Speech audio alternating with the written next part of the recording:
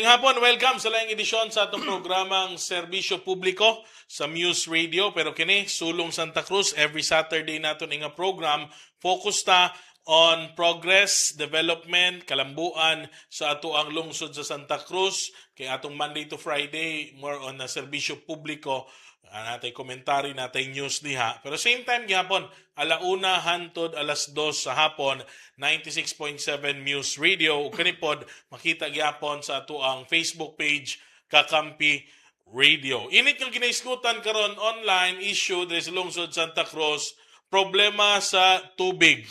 Nakahatag na mag-update kani adto ang atong guest, pero karon mga ita basin na ay bag-o na update na pod, may tungod ani nga concern, problema sa ato ang lungsod, unsa na may mga latest na mga activity, latest development, aning issue, problema, which we acknowledge nga na magi problema sa tubig diri sa ato lungsod Santa Cruz. Makauban nato, Konsehal SB Member Attorney Julius Rizada. Sir Julius, may hapon. May hapon, Sir Luel, ug salamat sa pag-imbitaw sa kuha sa imuhang diri sa imong programa, no? Daghang salamat ug may hapon sa mga suking tigpaminaw sa tuang programa ug sa mga taga-tibok taga Santa Cruz. Sir Julius, unang pangutana, unsa man ang latest update kabag-uhan didto sa ato ang tubig from the last time that we interviewed you here in our program?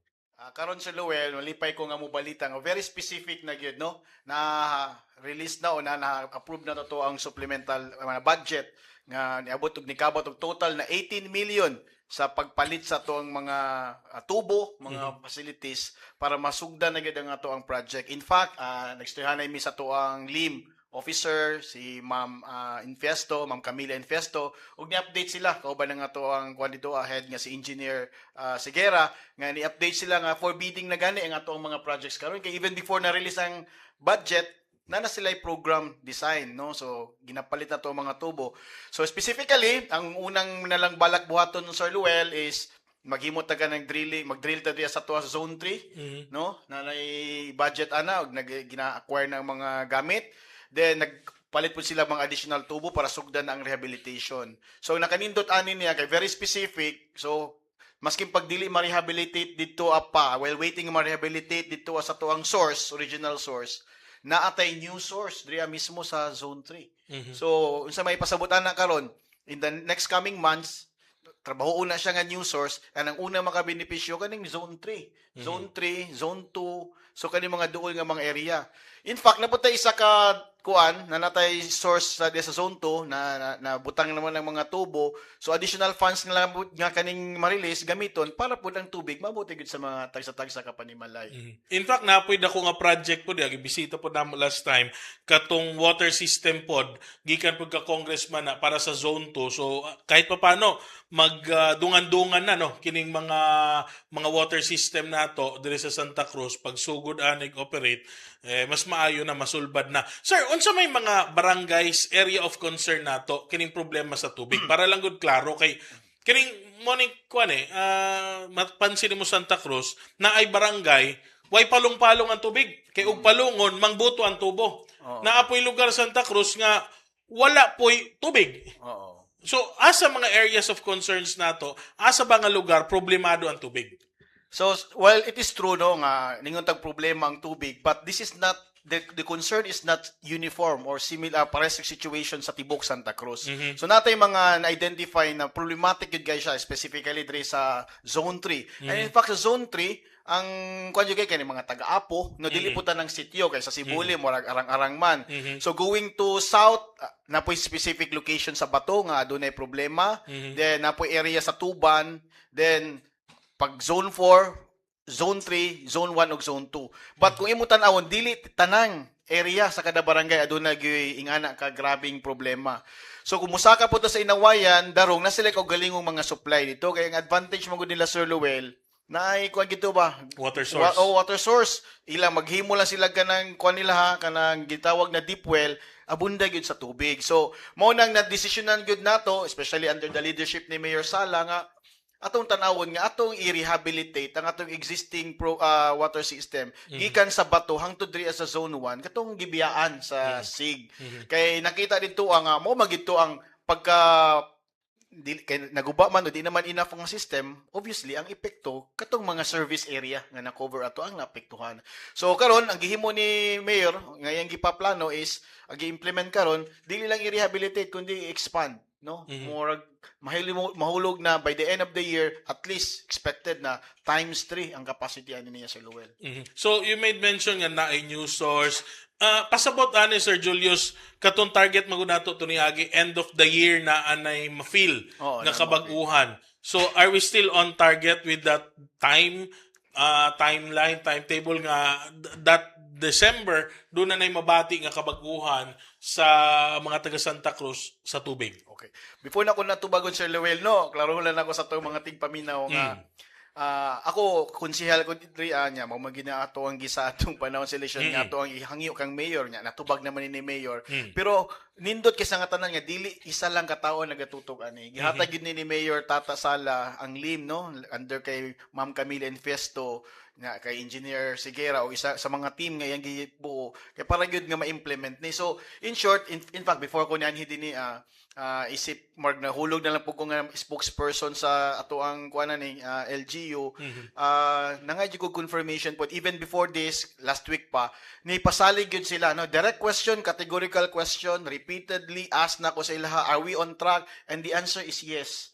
No, so nasto na to si Engineer Sigera nga nahulog na technical point person na to ani, we are on track na ma-alleviate gyud, ma-improve gyud ang ato ang condition before the end of the year. Sir, na yung mga posts nimo sa imuhang Facebook page nga dunay mga consultations about sa water system. Unsay kuanan, unsay updatean? Yes, no. So this actually is the initiative of the local economic enterprise under Ma'am Camila Infesto. Ang gihimo nila, sir, no, naka-appeal ko ni kaysa tong first dito sa Barangay Bato. So nasa gitawag na water na information caravan on water works.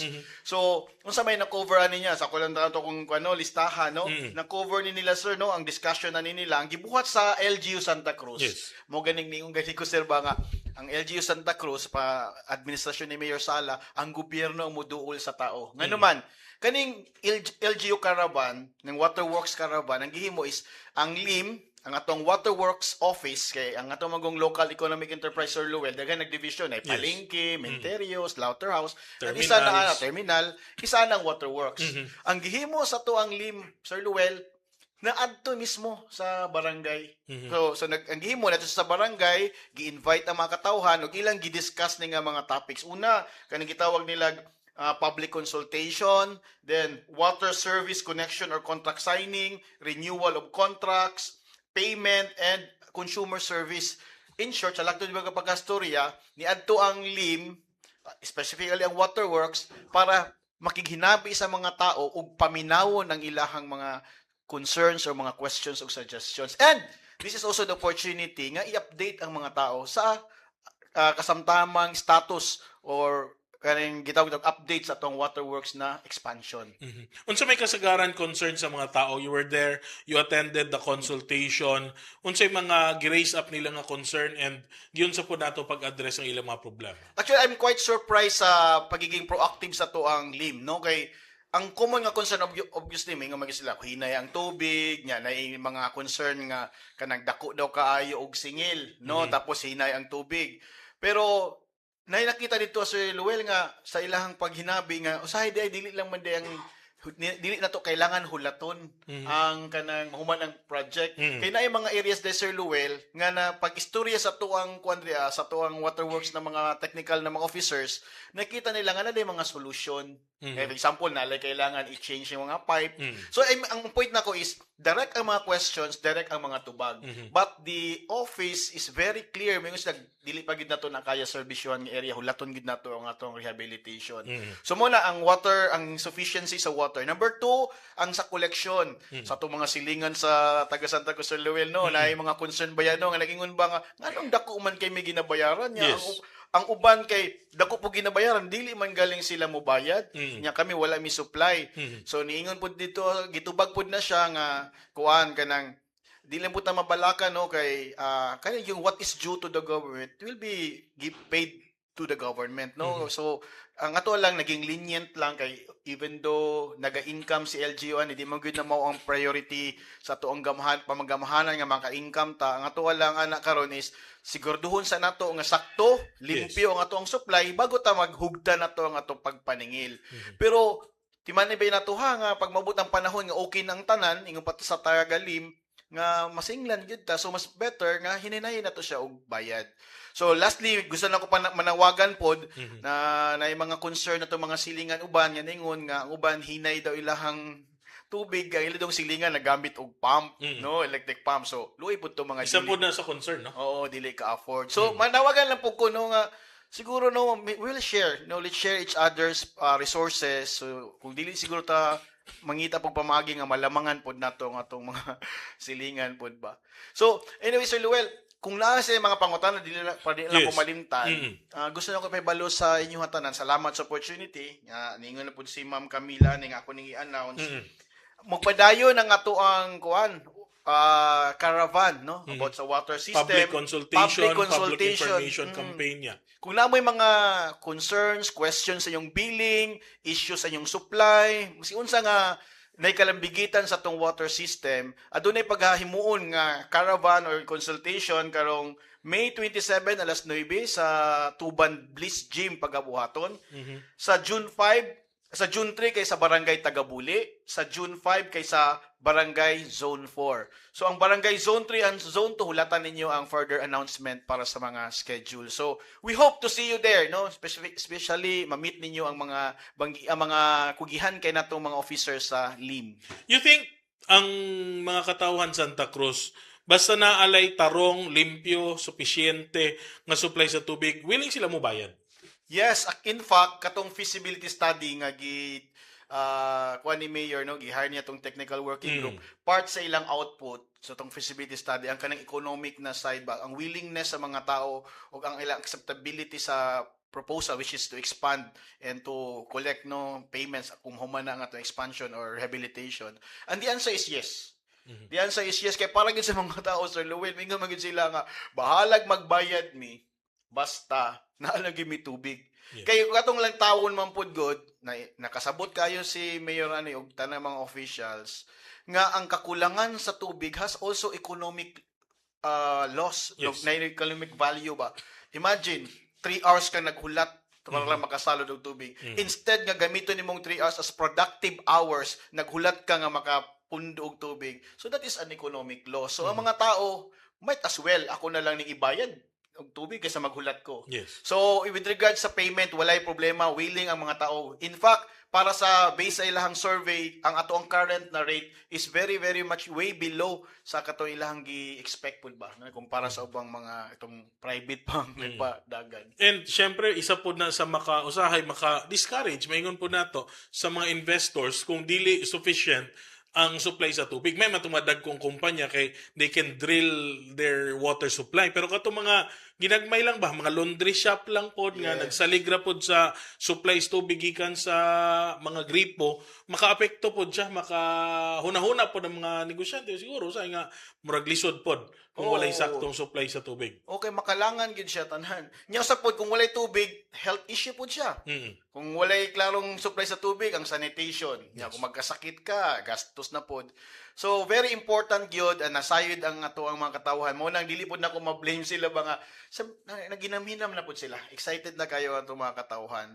Ang good news lang gyud is wala nagundang ang ato ang LGU sa Santa Cruz, Sir Luwel, sa pagtrabaho. No, kay na magitay team ani nga naka-assign 7 work at least 5 days a week sa regular nga pagtrabaho nga naka-focus sila nga mapadayon gyud nga programa. Lastly, Attorney Julius Rizada, sa mga sigyang lagi nga kanus ang masulbad tubig problema Santa Cruz, mensahe nimo. Sa mga naghulat, pasensya lang kay sang tanan nga na-delay ta, but kung atong tanawon baya luwa pa isa ka tuig. Sukad nga si Mayor ni Saad nga iyay gining tutukan nga problema. And in fact, this is way earlier than I expected. Kay nagtuo ko mga end of the term na nato ni masugdan. But ang good news is karon ginahimo na gud siya, and this is not something na kanang band-aid lang sa kunang gisulti last time. This is something that is well planned, well thought of, kanang giplanuhan gyud, gibudgetan gyud, gifokusan gyud. So sa mga naghulat, kabalo ko dili na siguro na imong yuha kasuko kundi nasobrahan na po siguro ta ka excited. Hulat-hulat lang, mabutay na gyud ang solusyon, dili mahuman ang tuig. And ang solution diha sustainable, dili band-aid solution, malaw tayon nga solusyon sa problema sa tubig nga decade old. Pila na, for how many years mo na ginaato ang problema. At least, doon ay light at the end of the tunnel. Ingong palig Attorney Julius, by the end of the year, makita nato, mabati na nato ang kabaguhan, hinahinay solusyon sa atong problema deres tubig sa lungsod sa Santa Cruz. Daghang kay salamat sa inyong pagkuyog sa mga standby. Balik ta. Dahil salamat sa Luel. O pa na, human. Inyong ba?